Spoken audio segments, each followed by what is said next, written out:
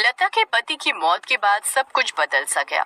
अब उसे अपनी तीन तीन बेटियों का पेट भरने के लिए घर की दहलीज लांग कर भरी गर्मी बरसात ठंड में काम पर जाना पड़ता था। लता की तीनों बेटियां निशा, प्रीति और रुचि स्कूल में ही पढ़ रही थी जब उनके पिता उनको छोड़कर चले गए। अब घर की सारी जिम्मेदारी उसकी माँ के कंधों पर ही आ गई। दरअसल रौनक मजदूरी करता था और एक सड़क हादसे में उसकी मौत हो गई। अब लता ईंट की भट्टी में दिहाड़ी मजदूरी करके पैसे कमाने लगी, जिससे वो घर खर्च और अपनी बेटियों की पढ़ाई का खर्च भी उठाने लगी। ऐसे ही समय बीता। बढ़ते समय के साथ अब लता बूढ़ी हो चुकी थी। उसकी तीनों बेटियों की भी कॉलेज की पढ़ाई पूरी होने ही वाली थी, लेकिन एक रात अचानक उसकी तबीयत खराब हो जाती है और उसकी तीनों बेटियां उसे जल्दी से पास के सरकारी अस्पताल ले जाती हैं। अब इनको भट्टी में काम करना बंद करना होगा, नहीं तो इनकी जान भी जा सकती है।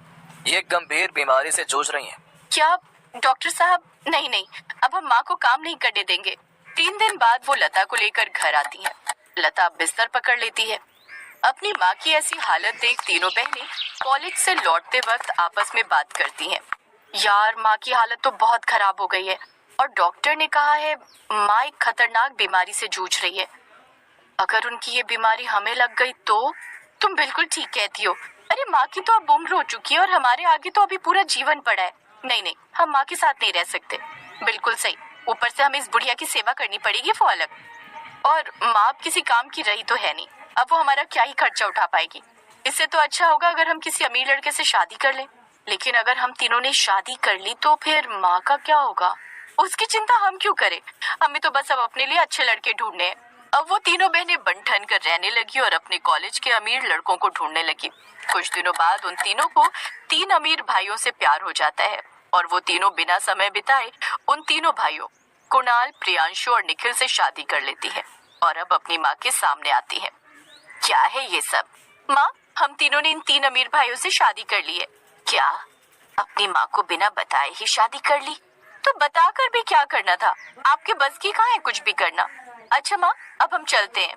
तुम अपनी इस बूढ़ी माँ को यूं अकेली छोड़कर चली जाओगी तो मैं किसके सहारे जीऊंगी? ओहो माँ, इस दुनिया में बहुत से लोग हैं जो अकेले रह लेते हैं, तो आप भी अकेले रहने की आदत डाल लीजिए।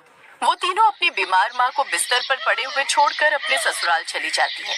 ये देख लता फूट फूट कर रोती है।